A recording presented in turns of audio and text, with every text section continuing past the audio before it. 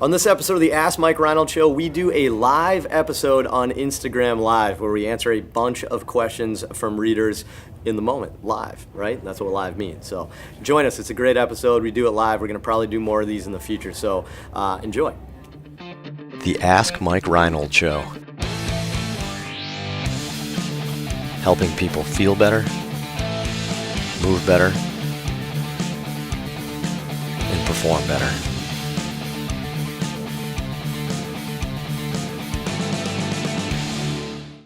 Welcome back, everybody, to the latest episode of the Ask Mike Reinold Show. I'm up here in Boston at Champion PT and Performance. I'm here with Lenny Macrina, Dave Tilley, Dan Pope, our student extraordinaire from the University of Kentucky, Travis Two-Step. Woo-wee! Woo-wee, boy. Travis is here from the University of Kentucky, and we're gonna do something a little bit different. So I'm Instagramming. Sorry, wrong company. I'm Instagramming live what we're doing right now, and we're gonna take some live questions from my phone for this week's episode. I'm not gonna trip on my chair, and we're gonna rock and roll. How's that sound? I'm super excited. You good? All right, I want to ask the first question because we're waiting for some people to get some questions in the queue. So I'm going to start and I'm going to ask the first question. Ready? This one's important. What did you just listen to in the car ride here? That's the first question. I listened to an audiobook Of what? called Leading Yourself First Through Solitude. It's about how the most important influential figures have hours of solitude to think over complex problems. I love it. And you were in solitude in the car, kind of. I was. So, Dave, I'm going to be the cameraman. Let's see if we can do the cameraman. I'll flip it around. Hello. Oh, this is going to be epic cinematography. Kay is jealous. Hello, Clarice. That's awesome. Good. Everyone's going to be motion sickness after That was this. mine. I feel nauseous. All right, so Dan, what'd you listen to? Be honest. It's another audiobook. Be honest. It's called Stealing Fire. Good one. Good one. I've kind never of heard of fun that, one. but what Good is one. it? Yeah, tell me about it. Yeah, so they just talk about how a lot of kind of famous innovators, scientists, and entrepreneurs have made a lot of breakthroughs in their lives through alternate mindsets. So they talk a lot about meditation. They talk about like Burning Man. They talk about like low-level psychedelics and a way to, I guess, deactivate certain parts of your brain and activate other places so you can think maybe laterally is a term they use, and solve complex problems that Pretty rad. allow you to open your brain up and solve complex problems. I love it. That's great. Len? I hate opening my brain up. So I'm a closed book. my drive in this morning was XM radio, the opening bell on CNBC. Nice. Trying to figure out if I want to buy some stock options of Snapchat because that stock is way down. Wait.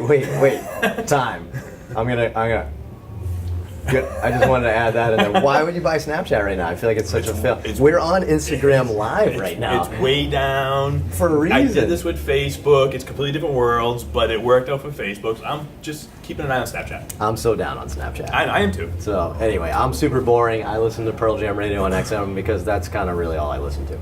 So they have their own radio station. I mean, why would I ever change it? I need Right? variety. Travis, what'd you listen to? I was missing my friends back home a little bit. UK students, PT students. What does that mean? You were listening to them? Missing them. You were missing them. some. I can't understand his accent still. I was listening to some Indian Outlaw, Nick George, King Case. Nice, Indian Outlaw. That's You good. This is shocking. Nice. I've never heard of that at all. We're gonna be inclusive, okay? What'd you listen to on the car right here? What did I listen to? Yeah. Kay's our videographer who's off camera. Come show yourself to the video crew here. Hi. What did you listen to on the way here, Kay? I listened to a podcast. So I was listening to Stuff You Should Know by HowStuffWorks.com. I've been listening to it for a long time. It's a good podcast. Nice. So we got a good variety of things we listen to. I like it. All right, let's start some questions. We good? So if you just joined us, we got some people in here. Ask us questions. Type them in because we want to answer your questions live. We're recording this because we got a great episode today. So let's start it off. Let's see. First questions. Let's see. Doc Loftus says, "Love the podcast. Keep it up. Thank you." Let's see. Joe B. Baller. I love that. This is funny. We're gonna use everybody's handles instead of their real names today. He said, "Hey guys, would a boxer have similar shoulder problems as a throwing athlete?" It's an interesting question, right? I think shoulder injuries have a lot of overlap in everybody, but maybe we talk about the difference between overhead athletes and boxers, maybe. I feel like that's going to be way more AC joint compression and like horizontal adduction stuff is probably going to be an issue. But I know there's a lot of variation in punches, but they rarely go above 90 and behind their head. So I feel like the anterior capsule kind of cuff stuff that we see in throwers will probably not show up in boxers unless you're throwing like haymakers.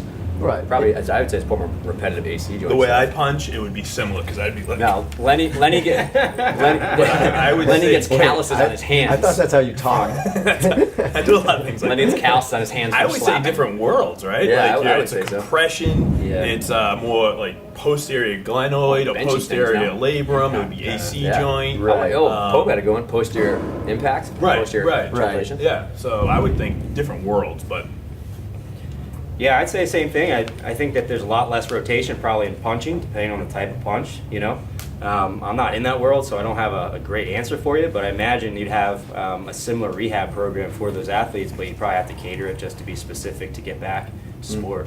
Yeah, I mean, the only thing I'd Weighted add, gloves. I'd just add, the only thing we have a question about that. The only thing I would add to that, I think that would be different, you know, with the boxers. Obviously, like with an overhead athlete, they're extremely unique individuals, right? They use their shoulder at such unique ranges of motion that is actually why they tend to get the injuries. They use it with high force at high repetition at high ranges of motion. So you put all those together. Boxing is much more compact. Other sports are much more compact, and it's kind of more mid-range. So you say one has, you know, the overhead athlete has all those variables, but then secondarily, you know, I think the concept of the boxer is it comes down to just more force, repetitive force.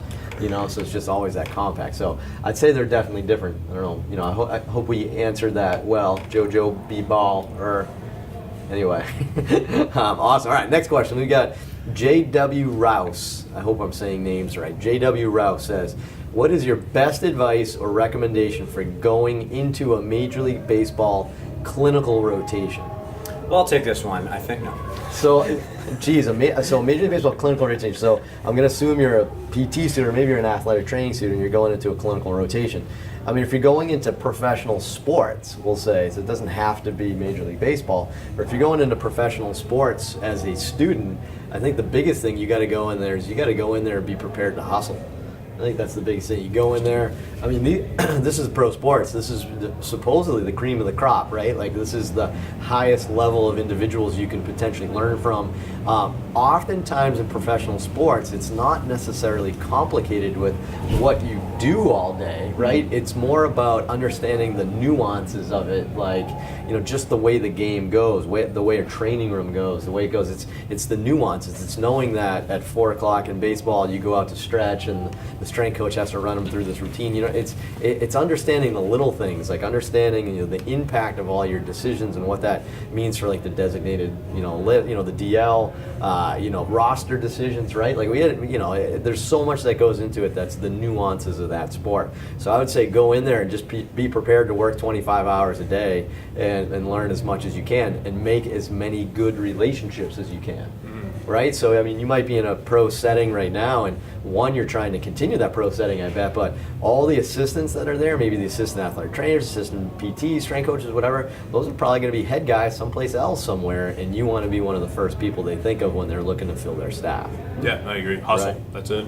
Hustle. You got to hustle. Hashtag. You got to hustle. You got to hustle, J.W. Rouse. Hustle Hart, Kevin Hart. Awesome. Let's see. Next question. We got AG. I can't read handles. AG Speed PT, I think. I don't know how you pronounce it. I'm a second-year PT student. What are some things you can do to help bridge the gap between school and practice to make you a good entry-level PT?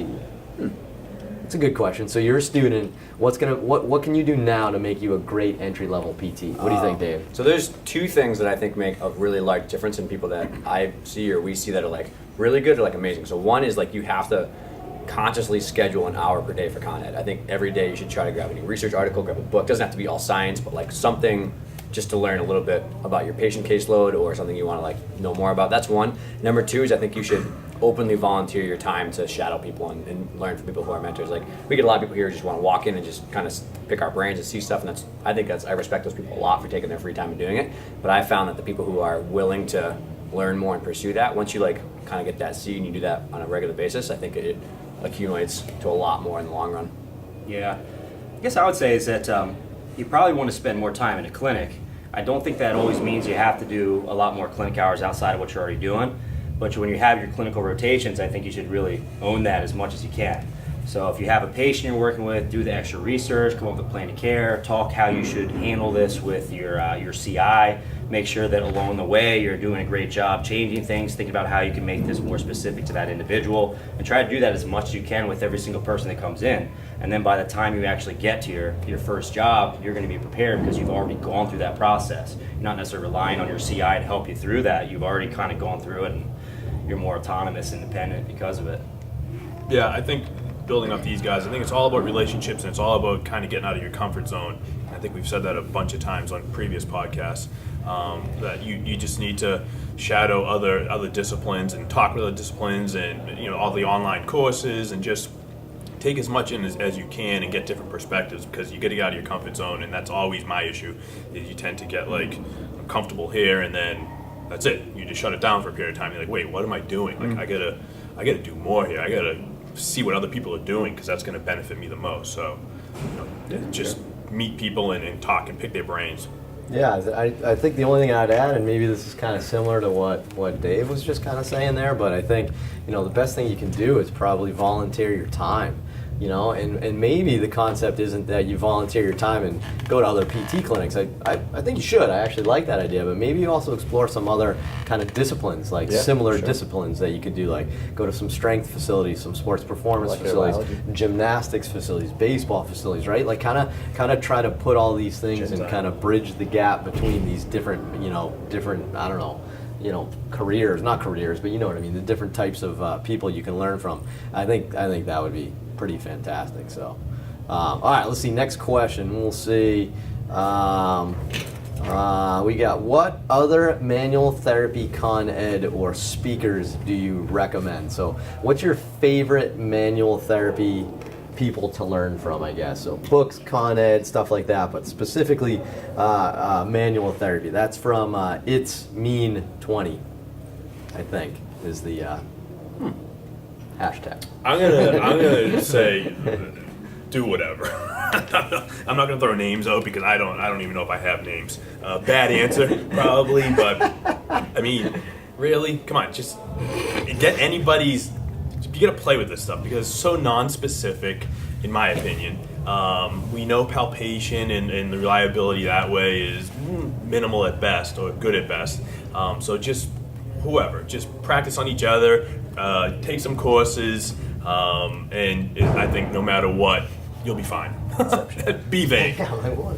So, what do you think? Well, see, you said take some courses. What courses, Len? I mean, I think that's what he's asking. Whatever. I don't even think. I don't even know. I don't even know what that would be. I mean, you get active release. You have instrument assisted type stuff. I think that's a good one. Yeah, to take online. Right.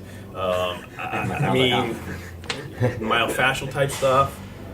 To me, it's... Wait. Like John Barnes, myofascial? Not to call him out, but I saw your Instagram story the other day. I actually do love getting his mail. It just makes me smile.